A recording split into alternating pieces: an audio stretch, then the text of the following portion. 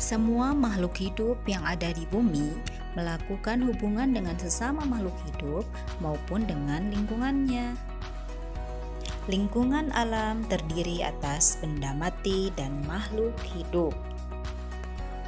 Lingkungan alam merupakan sumber penghidupan bagi makhluk hidup karena alam menyediakan semua kebutuhan makhluk hidup. Benda mati dan makhluk hidup saling memengaruhi antara satu dengan yang lainnya. Bahkan antar keduanya saling berkaitan.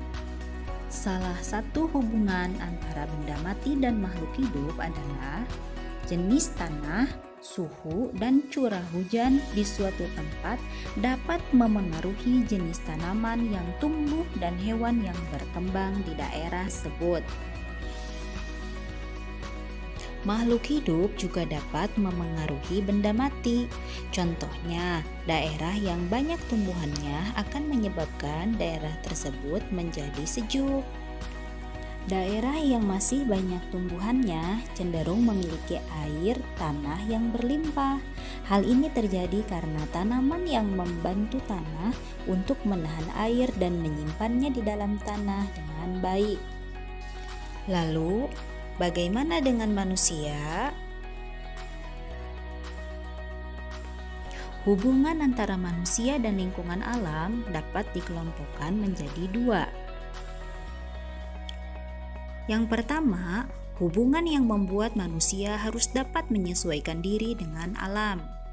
Dan yang kedua, hubungan yang membuat manusia dapat memanfaatkan alam sekitarnya.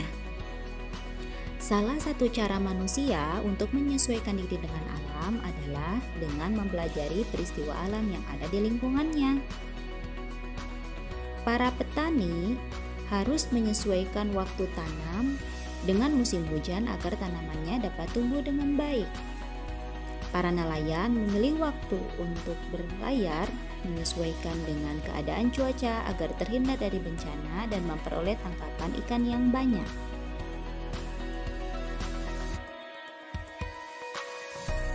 Manusia juga harus dapat memanfaatkan alam untuk memenuhi kebutuhan hidupnya dengan menggunakan ilmu pengetahuan dan teknologi.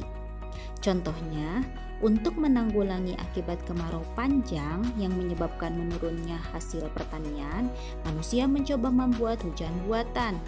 Pembuatan hujan buatan ini tentu dengan menggunakan pengetahuan dan teknologi.